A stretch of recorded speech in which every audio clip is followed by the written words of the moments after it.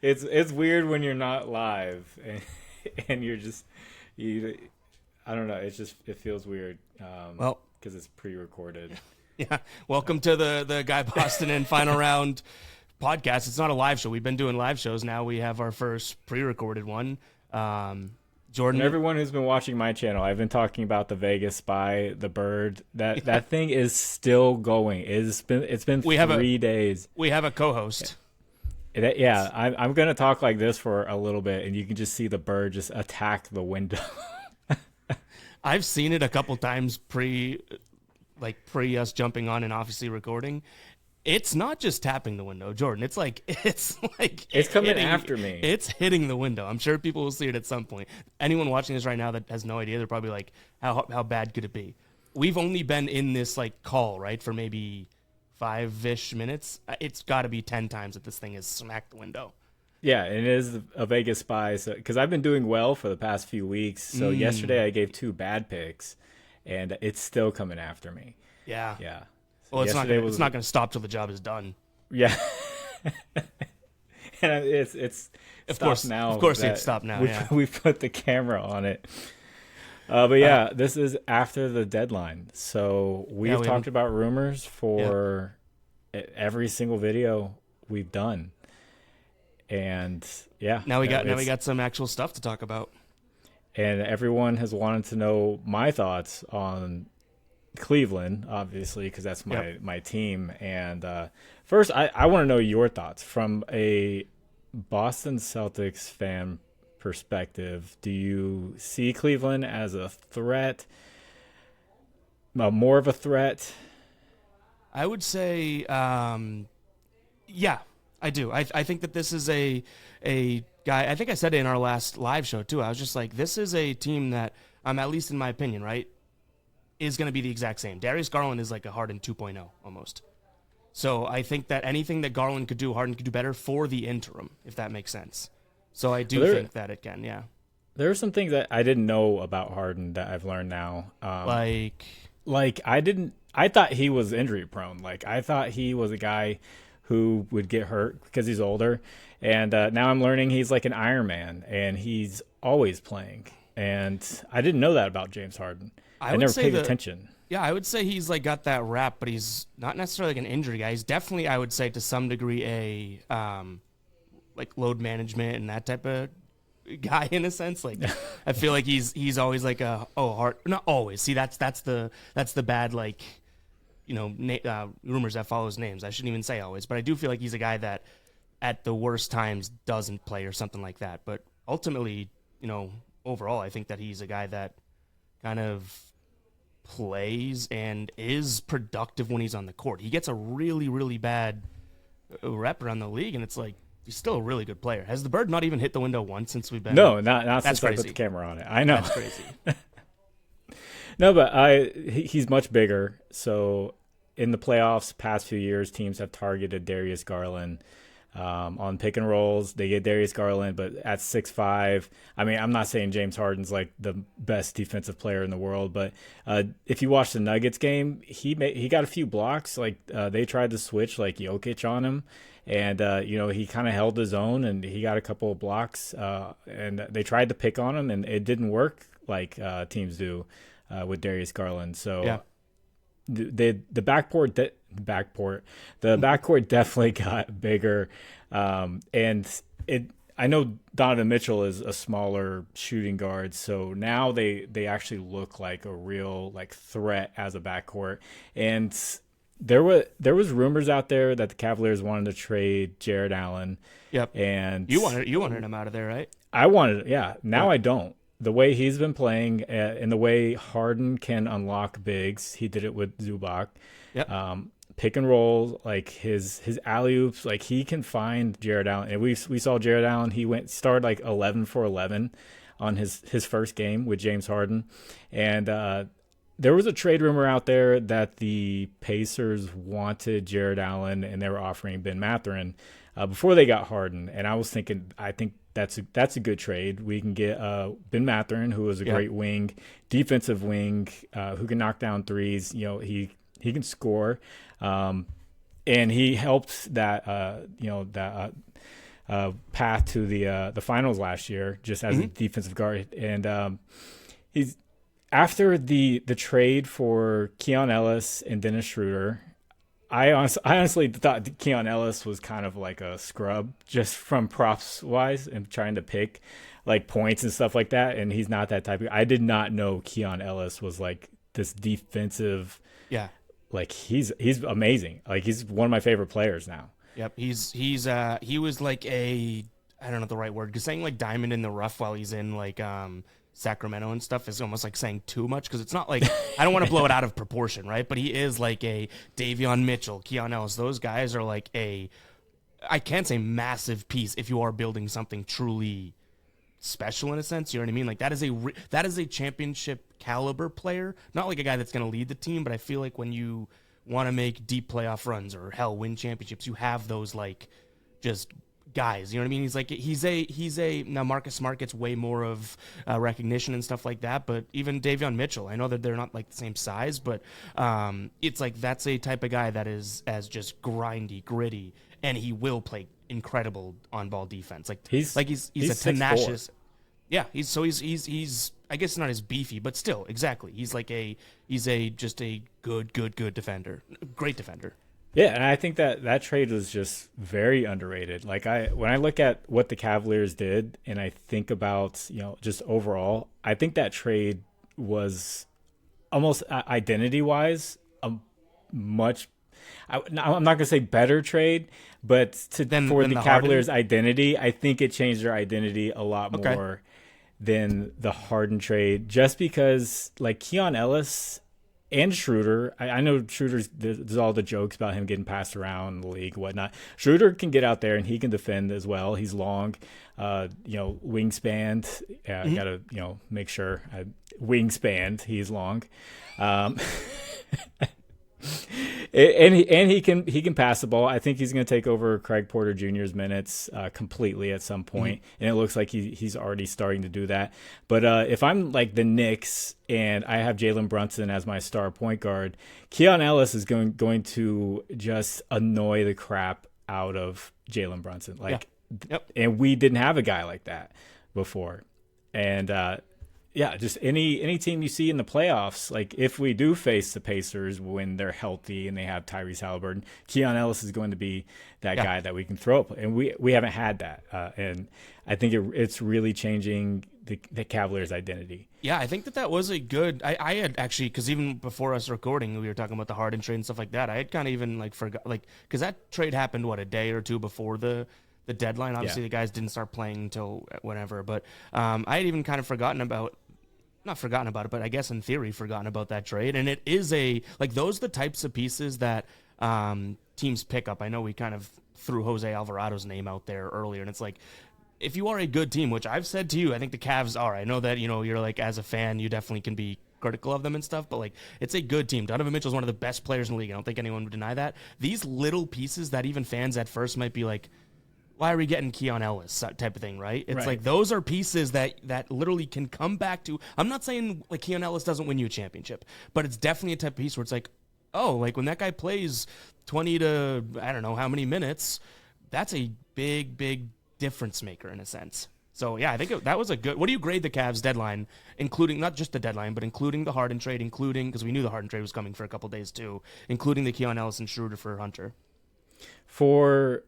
For this season, since the East does seem wide open, I'm going to give them an A because like if Halliburton was healthy, if Tatum was healthy, then you want to stretch your window there. Yeah. But for this season and possibly next season, I think it's an A, just because the East is open.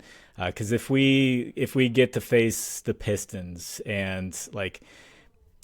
And you're in a slugfest and you need some offense. Now you have Harden who can, take on, you have to respect him, and you have Donovan Mitchell over there. I would say you got two guys that could like win a game for you now. Garland, as good as he wasn't really, I mean, sure, every player's going to have some of those games, but like if you play 7 games, Harden can literally win 2 of those games in a sense. Right. And Garland was just not healthy. And if you have, Cade Cunningham, who's 6'7", 6'8" as a point guard, he's going to attack Darius Garland, and that's going to be a tough matchup. And I'm sure the Cavaliers already thought about that. Like, we need to get bigger at the guard position. And now we have guys who can be pesky and defend him. And try guarding James Harden, Donovan Mitchell, and now Jalen Tyson's shooting like 50% from three. And then you're gonna bring in Evan Mobley, who hasn't even played yet. People haven't even talked about him. And Jared Allen, who's just pick and roll machine. Like, that's tough. That's gonna be tough to stop. If I'm in the East this season, I'm worried about that trade. I think I'd sign. I mean, as even a Celtics fan, I think that was a difference maker. One trade you kind of made me think of it was obviously Ivica Zubac too, and you had said how Harden is making Jared Allen, just in a really small sample size, already look better out of the pick and roll. Zubac gets moved too, obviously, to Indiana, and he was like one of, I don't know if the numbers would support this as a total like Ev stat, right? He was one of the best pick and roll operators. What I mean by that is he always seemed to know exactly what to do, whether he kind of delay rolls or he dives right away and stuff like that. I wonder if that is something that Harden was leading the way on, or if Zubac actually is that type of like, menace in the pick and roll. And I don't have the stat, but there was something about how James Harden can elevate bigs, and it was on James Harden, which doesn't shock you at all, right? But either way, let's talk about that Zubac one real quick, because I had posted an Instagram video about when they made that trade, and people were like, you're overreacting to this. Now, I am a Ivica Zubac. I think I'm saying that name correctly. For anyone that doesn't know how to say his first name, I already taught Jordan this, and someone taught me this in the comments, so I can't take credit for it, but I can now, right? It's Ivica. It's just think about pizza, and if you can handle the iv in the beginning, just Ivica Zubac. Anyways, I made a video saying I think this is like a massive, massive deal. Like, I do. And that's hyperbolic in some sense. But, like, this is a Pacers team that I know they got rid of Benedict Mathurin to get Zubac. But this is a Pacers team that was in the finals last year. And I've never been the biggest Halliburton guy, but that dude's a dog. And he clearly showed that if he gets hot, he can make things happen and all that. And what was their biggest concern last year, and still this year, that they have nobody in the middle offensively or defensively. Now, Zubac isn't exactly a world-class defender, but I think that's a move that is like, and he's on a really, attainable deal for the next few years. Like, I think it's a great get for the Pacers. And Benedict Mathurin is almost kind of a product of usage, in my opinion. Like, if he was going to shoot a lot or hold the ball a lot, he'll put up good numbers, but I don't think that's really great for a team in a sense. So I think that was a really good get for the Pacers, and it kind of came out of left field. Well, I mean, I talked about the stat about Harden and how good he is on the pick and roll. Like, we don't know what Tyrese Halliburton's pick and roll is because he had Miles Turner. True. He's going to the corner. He's not doing a pick and roll to the rim. He had like obviously, when Halliburton got really good, he had like the now version of Miles Turner, because obviously a few years back, Miles Turner was a little bit more of like a big. Now he's just like I'll set a screen, but probably not even like oh, don't touch me, I'll run to the corner type big. So you're right. It's definitely a move for the future, because they're not going after the championship this year. Yeah. It's a move saying, okay, the Cavaliers are staying big. The Celtics just got big with Vucevic. How are things going to look next year? When Tatum's back, how are we going to compete? With is Jay Huff going to be the guy with Halliburton back? Yeah, so it's definitely, they had to give Ben Mathurin, who I saw him in the playoffs where they let you do a little bit more physically, and with the Cavaliers, like playing against the Cavaliers, he literally like punched one of the guys in the nuts, and got he was so physical, and it was pissing me off, just watching it. I was like, how are they getting away with this kind of stuff? Cavaliers need to push back, and they weren't. So that's why I'm so happy to get a guy like Keon Ellis and Dennis Schroeder, guys who are going to play physical like that. And Jalen Tyson is getting more minutes this year. He's big, and he's going to be able to guard guys like Jaylen Brown or Tatum and interfere with them. But it's definitely a move for the future and be able to compete with the top teams in the East. Because, you look at the Raptors, they're another team that's kind of a threat. And once Jakob Poeltl is healthy, that's you got to be able to, you need a big in the East pretty much. Yeah, I'm looking at their contracts now too, which I feel like is something that like I shouldn't say always, but forget to like consider too. You have Siakam, you have Halliburton, you have Zubac and Nembhard, I think, for the next like couple years too. Like these guys are all, to some degree, if they just want to keep it as is, they're good to go. Like this is a Pacers squad that you get Halliburton back. If he's anything close to what he was, we can't make less of the fact that it was an Achilles. Like I'm still worried about Tatum in the sense, right? But like if he's anything close to what he was, I think that that's a team that definitely, like I think that that's, I shouldn't say A because I think that that's a little bit too strong, but like that was a strong B plus move for the Pacers, and I think people are like sleeping on that. I think Zubac is that good, but again, he might have the Harden effect. Like I think that could be the case as well. Yeah, that's just, I think the Pacers saying that we believe in Johnny Furphy kind of taking over a bigger role, Ben Shepherd taking over a bigger role, Nembhard being a bigger role once Halliburton's back, but. Yeah, definitely not something for this year, but definitely for the future. And we'll see if it works out for them or not, because they did lose Miles Turner. But you did mention Tatum, and I know we didn't talk about this before, but I know you see the rumors out there. I personally, even as a Cavaliers fan, just as like personally, like I hope he doesn't do it, just because you would hate to see if it happens again, like your career, like we've seen guys come out too quickly. Yep. So there's a couple things here with the Tatum one. My overarching point is, well, I should say it like this. I didn't want him to come back at the beginning of the year. Now I'm like, wait a second, this team's better than I thought. You add him to it. They made a push for Vooch, who's up at the end of this deal this year. So now I'm thinking like, oh, like, should they? And should they do it? If this was a normal Achilles operation and stuff like that, I'd be like, hell no. But there's a big fact that, Tatum hurt his Achilles in New York, had surgery on it like that night, technically, I guess the next day. And apparently with that injury, with that guy that has done like all the other superstars surgeries, like each day is like a extensive, each day that you wait to have that surgery, the recovery process is way longer. So it's almost like Tatum, even compared to someone like Halliburton, right, or something like that, it's like he should be on a faster timeline, even with the weeks of separation.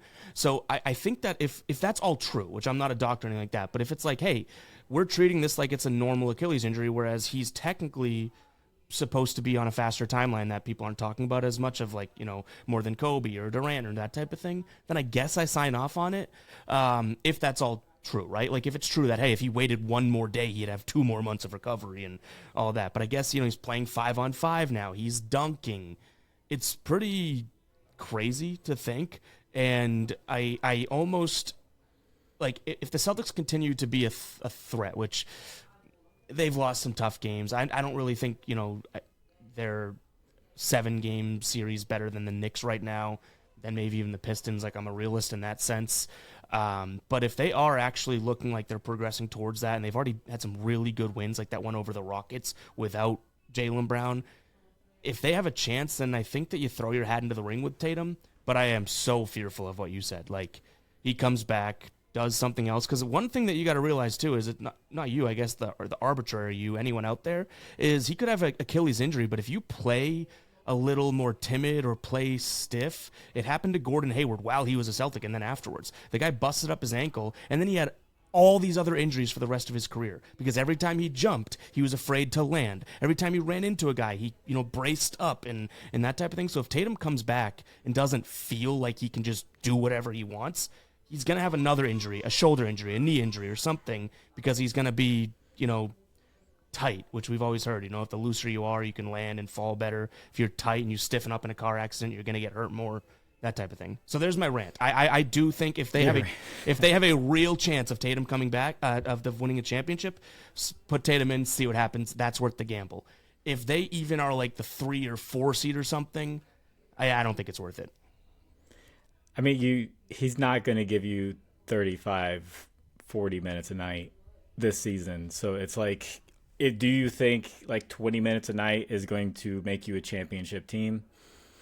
Then yeah, probably not, right? Maybe put him out there. Maybe, but I don't know if that's even worth it at that point. Like, I'm talking, you need to be like 8.5 or higher on a scale of 10 of like confidence that we would get into the championship with him coming back. Because I think there's a real risk. I feel like most Celtics fans are like just blindly seeing green, being like, he's coming back. I don't want to ruin a guy's potential all-time career because they just forced him back. So it's kind of tough.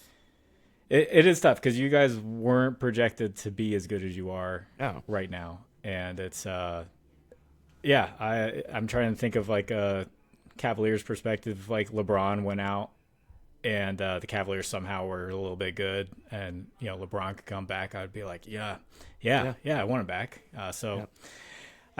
It's tough. I would say from my perspective, if he did come back, I don't know if I'd be too worried still about. I would just be worried for him personally and potentially getting injured because you would hate to see that. It's like in the UFC, like a guy can be an Iron Man for the longest time, like Volkanovski, the Australian, but he went up a weight class and he got knocked out for like the first time. And then he goes to the next fight, gets knocked out again. And it's like once you get knocked out and you felt that, your chin, you're just weaker. So he had to go back down to his weight class, his normal one, and he's been doing fine. But it's like once you felt it, it's like it's easier to get knocked out again. So it's like if you take your time, you don't rush back.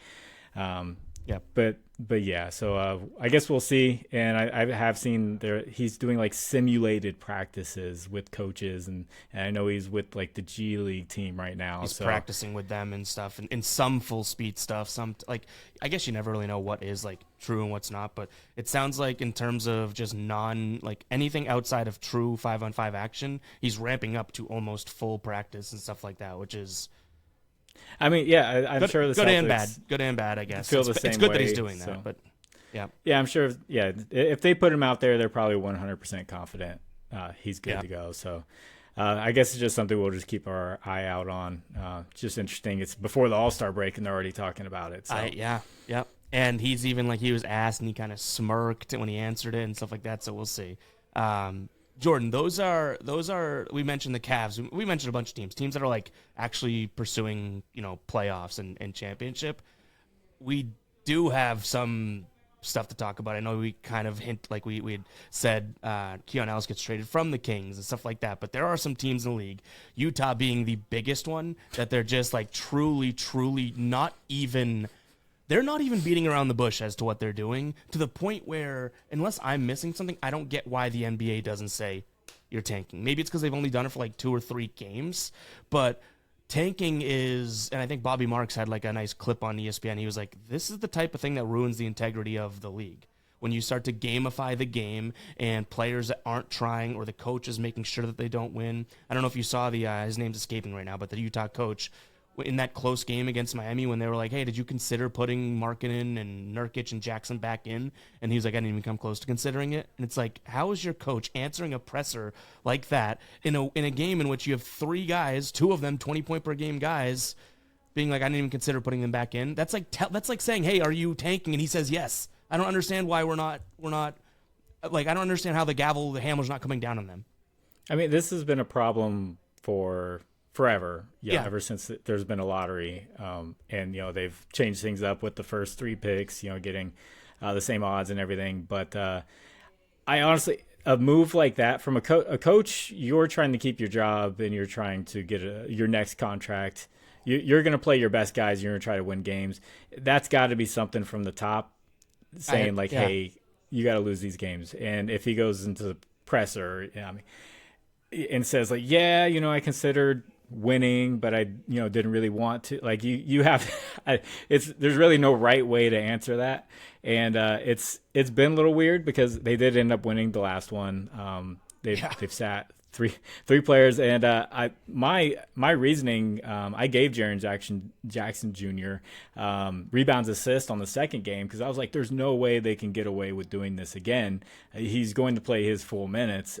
Fortunately, he covered almost the first half. He just needed like another rebound, like second half, and he got it. So, but they did it again, and I was like, okay, well, they're clearly, this is blatant, and us as people who analyze the sport and have to try to navigate that stuff, we have to keep an eye out for it. And It's crazy. It's starting right now. I know that I think it's the Thunder have their pick, but it's protected, and no one wants the Thunder to get another another lottery pick. Which is another thing we can talk about is the expansion draft, because I see a lot of it's 1 through 8. So 1 through 8. Even that, it's like, you answer me this? Do the Jazz have to tank to keep, like, I don't know. I think they get that pick. I know we both think that they're a talented squad, and they did trade for Jackson at the deadline, which is just weird to be like, hey, we're gonna get you, and then we're gonna tank. It seems like, conflicting ideas. Because you want to keep that, because it's not your pick anymore if it's outside of a that fringe playoff, which I think they're talented enough, which people might think I'm crazy, or I mean, if the casual fans may not understand, like Keontae George is really good. Backup Isaiah Collier, point guard's really good. Yep. Bryce Sensabaugh can score. Lauri Markkanen. Now you have Triple J. Nurkic is really good.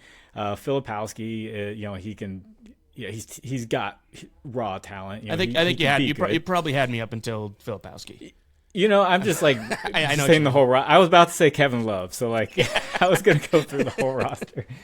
The point is they're talented enough to get like a play-in type of. So roster. That's I guess kind of what I'm at, because I think that there's still I think they'd fall in that like 6, 7, 8 range even without. If it's protected 1 through 8 in a sense, right? I feel like they're still without Jaren Jackson Jr. Like, I think that they'd fall in that lane in a sense, but then they go and get him, and I'm like, yeah, I agree with you that maybe that's why they're tanking, but then why go get Jaren Jackson Jr. if you just want to tank with him for next year? I guess it has to be because of that protected pick, because if you're going to get your 9th pick or whatever, if your pick's not going to another team.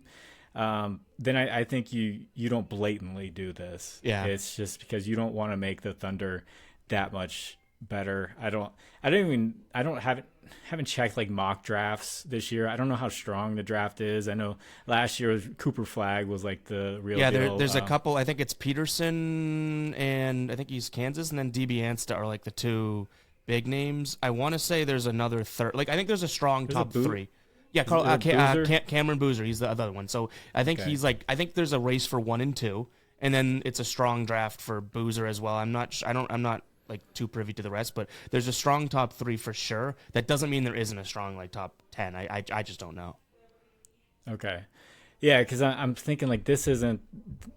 I haven't heard like a Wemby or like a Cooper Flagg for this draft. So normally when you have that, like teams like will blatantly just tank and have terrible records, and their tanking isn't necessarily sitting guys and having a talented roster. Their tanking is just kind of like what the Bulls are doing right now. I mean, they are sitting guys. I don't know how hurt Josh Giddey is and guys on the roster, but they're throwing out Anthony Simons and Jaden Ivey as their starting backcourt. Like, and how long does that last? So like they're blatantly tanking. Memphis, like they're Ty Jerome is there, like they're and Scottie Pippen Jr. are like their main point guards, like they're tank. Like it's I think that my issue is like the blatantness of it. You know what I mean? Like the Bucks, they don't have Giannis. Okay, if Giannis doesn't play, that team just stinks. Go play basketball, kind of like you were saying, right? They'll lose games and you're tanking. But when you do have guys healthy and you're just not playing them, like this Jazz case would be the same if Giannis is like, hey, I want to come back, and then they say, no, you're not coming back.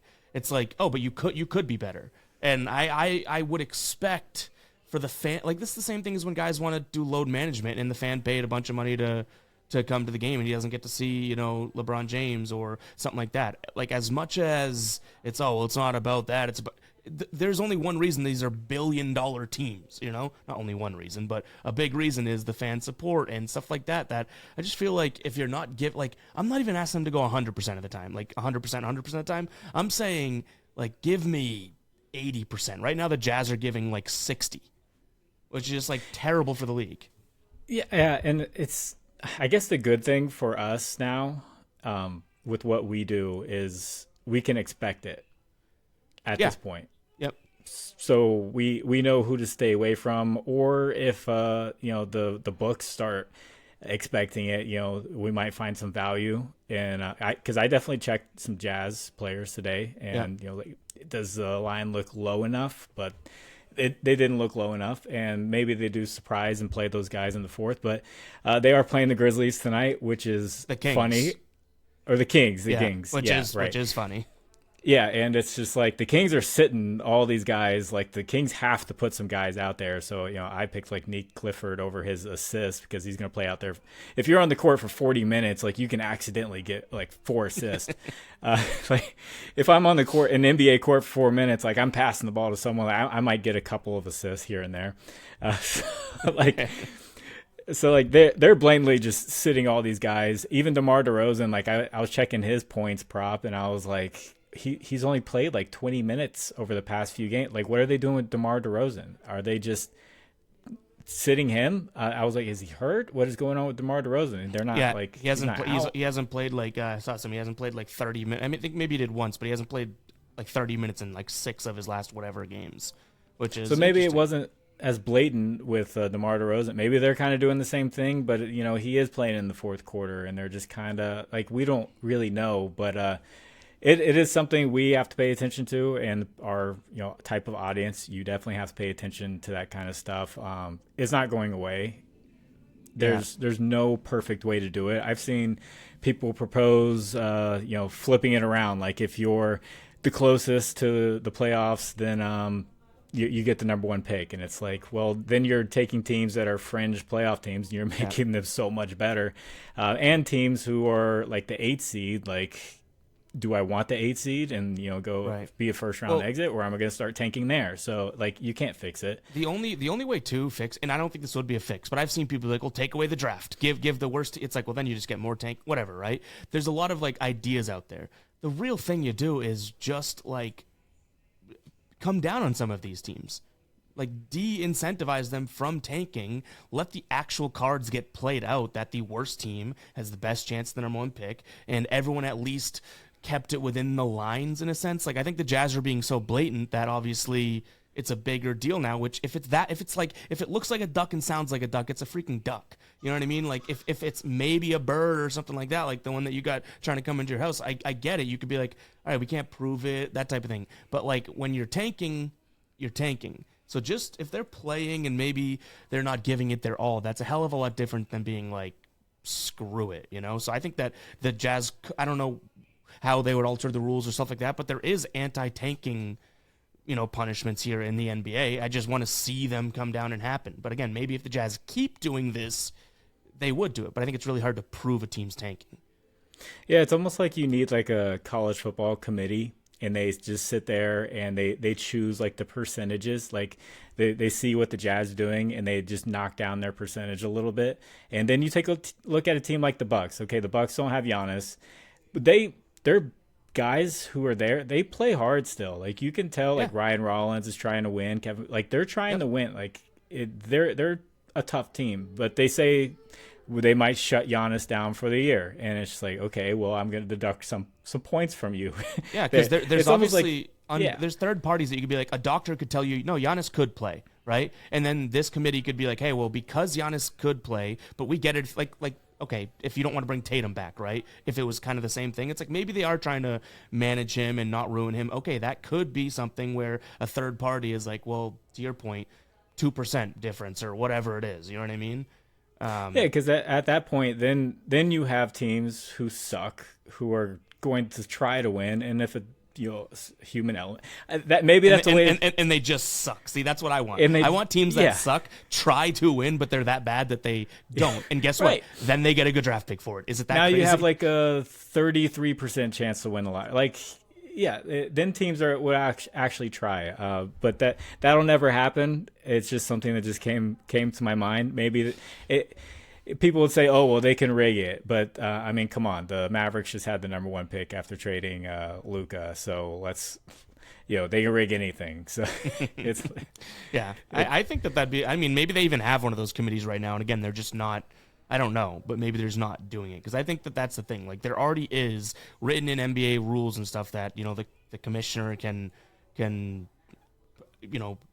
take away draft picks or penalize or fine and it's just not doing it right now. You know what I mean? So it's like that's the whole part. But I guess we're talking in circles about it because to your point, how are you going to fix it, right? These kids coming out of college are too good sometimes. Teams suck so bad that they're just like, we want him. But again, then my mind starts going. It's like you just got finished talking about how you think the Jazz are actually kind of good, maybe better than bad. Yet now they're going to get one of the top guys. That's crazy, you know? Yeah, and I mean, I'm okay with the NBA rigging things because I think LeBron was definitely rigged to Cleveland. Like, come on, the story is just perfect. Yeah. So I'm okay with it. Just whatever works. There's never going to be a perfect scenario there. So I wish they would do it in the NFL and just move the Browns up to number 1, even though they still would make a terrible pick. So yeah, that's tough. It always comes back to the Browns for you just because it's stuff. But I can't talk too much. My Patriots just looked like the Browns in the Super Bowl. No offense, of course. And NFL tanking. Like I remember last year, the Patriots won a game in like week 18. Yep. And that got the Browns to move up to like number 3 or something like that. And I was like, why would the Patriots even want to win that game? They didn't. And then they fired the coach immediately afterwards. It was the Bills week right? 18. Yeah. It's like, oh, shit. Yeah. So, I mean, some teams that just have integrity and all of a sudden, you're in the Super Bowl. And I was happy that the Browns just kept sucking and it got a good pick. Yeah, but look where they are now. Yeah. Hey, that's something called karma. Which I was watching the Super Bowl. I know we mentioned talking about the Super Bowl or not before this. I was watching the Super Bowl with my dad. He's 60, so he only knows his age based off the Super Bowl number. They're like, "Hey, it's Super Bowl 60." And I'm like, "Hey, yeah, you know how old you are." So I was like, "All right, you've never seen the Browns in the Super Bowl. Would you take the Browns in the Super Bowl getting shut out and get shut out? Or would you just not have them there at all?" He said, "I would take them in the Super Bowl getting shut out in a heartbeat. Just the feeling of being there and having a chance." It does give you like, it's we can talk a little bit about this because it's in that same world. It's like now all of a sudden people are like, Drake May stinks, the Patriots stink, and it's like, at what point did our society decide that if you get to the Super Bowl and then you lose the Super Bowl, that all of a sudden you're like trash, you're terrible? It's like, dude, if you were to tell me at the beginning of this season that the Patriots were in the Super Bowl, I don't know the outcome or anything like that, even if I did know they'd lose, I'd be like, I didn't expect them to get to the Super Bowl, but right. It's just like social media and stuff is all of a sudden just because, and they did have a bad game, but it's like all of a sudden, oh my God, they stink, like Drake May's not the guy, and it's like, what are you using to arrive at this thought? The game played out exactly how we expected it to. Yeah, Seattle's a better team. The defense mauled the Patriots, and boom, ergo, you have a Seattle win. Right, and we thought the Patriots would put up a fight for a little bit and hold them to some field goals. Like it went exactly how I thought it would go. And then Drake May breaks the record for fourth quarter passing yards. So congrats. Yeah, good. Put that one on the trophy shelf.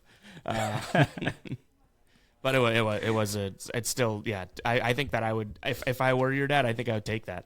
Give me a Super Bowl. Give me the excitement of now. If I knew that would be the case, I wouldn't tell any of my friends or anything that I'm watching with. Even if I knew that, I'd be like, I'd make a whole day out of it. I'd have some fun with the Browns in the Super Bowl, but I just wouldn't be like, hey, by the way, buddy, 0 points coming. Like I don't. We're not going to score. I wouldn't kill the vibe for everybody, but I would definitely take that because it's awesome to be there. Yeah, and congrats to Steven who was on here, and to Luca. Did you see the video? He picked it. Yeah, I had him crawl to a little toy. I had a blue one and a green one. He picked the green one. So 100% on his career. Lifetime. I'll hand the channel over to him in 18 years, and he'll just say, people might want his pick next year or for big events, but 100%. And much better than me. So Once if it's 100%, I don't know if you want to risk it. Like he's no. It'll be for probably Super Bowls only. Yeah. Or if like the Guardians make the World Series or something like that, or the Cavaliers make the finals. Potentially. You know how you have that bird? We started the show. We can kind of, the bird. He's gone. Yeah, maybe it was a Seahawk. Could be. I hate to be gruesome here, but do you think it was the bird's last, like the one that we heard before recording? That was the last time, in a sense, that it flew into your window? Because I asked you, I was like, "How's that thing?" Yeah. No, I mean like last time, as in how's that thing? I'm like, "How's that thing still alive?" And then I heard a smack, and I was like, "Literally, how's that thing still alive?" It's every morning. It literally is there when I'm filming. Because I used to do nighttime videos, and I guess you told me you started your research at night, you just stayed up. Yeah, I didn't stay up all the way through, but like I like as the night's winding down, sometimes I'll start doing my research and then almost like refreshing it in a sense in the morning. But yeah, I'm an early. I know you used to do your videos at night. I'm more of like an early morning than the night. Oh yeah, I changed it up. I start just because you may not have everything at night. And I want to see everything. If I'm, doing it full time, kind of, like I'm doing right now, I want to see everything. And at night, you don't get that. And in the morning, and for anyone, the audience of betting, if you have something like Outlier, you can see line movement. So if you do like a play, you can look to see if other people like the play as well. Yep. If money's coming in on it. If I like a play and I see money's going against it, then I'm like, oh, okay, maybe I should see why people are going against it. So you react to some of the overnight movement and stuff too when you're going through in the morning? I do. I mean, it's there as a tool. Yep. And yeah, if I'm like, man, I really like this play, and then I see all this money coming against it, and I'm thinking, okay, well, I had to have missed something, and then maybe I go and I see the injury report wasn't clearly updated, and some other guy is going to come back from injury, and it's going to affect it or something like that. But there's a lot you could tell just honestly by that like chart, right? It's like something happened because it doesn't move that drastically. I do think that there's a little piece now that you're doing it in the morning too. There's a little piece of like when I have like my coffee in the morning and I'm just like finishing research and I'm just like coffee helps up. I'm in my groove. You know what I mean? Like I like that. Which I don't necessarily get when I'm like tired at night doing I don't get the spark, you know what I mean? The 3 a.m. grind, when trying to film, and I stutter a lot in my videos, and I have to do all these cuts with. Ev apparently does just one take, mostly one take all the way through, which is just crazy to me. If I could do that, I would save an hour in the day. And well, my videos are like 40 minutes long, so maybe that's part of it. I could trim these things down to 20 minutes. Well, I normally cut out like maybe 4 or 5 minutes of just like little things, and I know to like start and like or stop and just restart things. And now I took my thumbnails and I've turned my players into like little cartoons. I saw that. And I like it. I'll put them into like Chat GPT, and I'm like, make it a cartoon like you did yesterday, and it'll make like anime, and it's completely different. I'm like, what are you doing? Dude, make it just like yesterday, and then it'll put like a different player, and I'm just like, gosh, no, what are you? So like I spent like 30 minutes this morning. It was ready to go, like to release the thumbnail. And I couldn't get the thumbnail. I guess I could have just thrown out like an anime thumbnail just for like the first 30 minutes and then changed it up. But that's funny. That thing, man, I was just like, you're just come on, like. It has actually done pretty well. I know we're talking about sports and everything, but the click-through rate with the cartoons has just like jumped up like an extra 1,000, or well, not the click-through rate, but the views gone up like 1,000 or 2,000 with the same time frame. So you need to change yourself to a cartoon. I do like it. I've had the AI like put me in like the baseball with the bat, or I had like a headband on before. Yeah. Sometimes I'm just like, almost for the reason you just said, I'm like, all right, just get the video out. You know what I mean? Like, right. When I start arguing with AI, I'm arguing, Jordan. I know it's not a human. I am still dropping F-bomb. I'm like, I'm going crazy on this thing. Paris will be like, why are you arguing? It's not a human. I'm like, oh, it's going to be today. I go off. So then all of a sudden that just delays the process. And I swear, when I start doing that, they start doing bad work back. And I'm like, you know exactly what you're doing. So AI and me, I use it. But for that type of thing, if they made the wrong cartoon, now all of a sudden I got another 10 minutes because I need to make sure they know it's not like, hey, do it right and I'll be happy. I have to now make them know that they did it wrong, and then we can work on making the right one. So it's tough. Yeah, I'm like, you suck, GPT. Do I need to go to Grok? Do I need to go to Grok? Then all of a sudden they do it really well when you say that, right? It's like, what? They're like, hold up. Don't go to Grok. I promise I'll do better. And I'm just like, that's right. Yeah, you will. Yeah, it's something about feeling powerful in that chat room. Yeah, and then give it 2 or 3 years when they're much smarter and they're at war with us. They're gonna be like, I remember what you said. Yeah, that's what I thought. I'm like public enemy number 1 now. You remember that thumbnail? Just one little tweak. You remember that? Yeah. I'd be like, oh, yeah. Boy. Yeah, you make that face now. Yeah. True. But yeah, Jordan, I think that's a good episode. Did we miss anything that we talked about beforehand? No, I think we got through most of the Cavaliers stuff. I guess maybe I give my thoughts on the Harden trade completely. I started going into Keon Ellis, but I like the trade overall. I mean, I gave it an A just for now. I like the trade overall just because what I've seen, and Harden does feel different personality-wise. I think he notices, like, I'm 36. I can't sit here and complain about every little thing. And he's coming into a team where Donovan Mitchell is the guy, and he has said, like, Donovan Mitchell's the guy. Yeah, there's no question about it. Yeah, right. And he's like, I'm gonna just play my part. And now, like, when he went to the Nets, when he went to the Rockets and the Clippers, like, he kind of had the sense, like, I'm the alpha, but, like, he's past his prime now. So I get a different sense from him, and that makes me feel a lot more confident about them, especially getting the playoff time. And I do feel really good about it. I mean, I love Darius Garland and everything. He just couldn't stay healthy. Yeah. And maybe he becomes, he was an all-star guard already, but maybe he becomes, a top 5 player in the league later. He's also really expensive for what he is right now. Like, as much as people are like, oh, he was signed for another few years. It's like, at a pretty, like, I don't want to call it risky salary, because I did like Garland. The thing I liked about even betting with Garland is that it seemed like it was never over with him. Like, you could bet on him for threes and he has 0, and then all of a sudden come fourth quarter he could still jack. But that's also that's a completely different angle than a Cavs fan. You know what I mean? So, but he is, like, an expensive player. I'm not saying he's not going to be worth it, but I think people that overreact to the fact that Harden's up at the end of this year and all that, you guys might have your Giannis money if all things go according to plan too. And then one last thing is they're recruiting LeBron for next year is the report, and everyone's like, oh, they're going to be favorites. And, like, LeBron's going to be turning 42 in this. I don't know about that. I don't know if he's that's like, it's a nice story, but, like, at some point, he already made the comeback to Cleveland, right?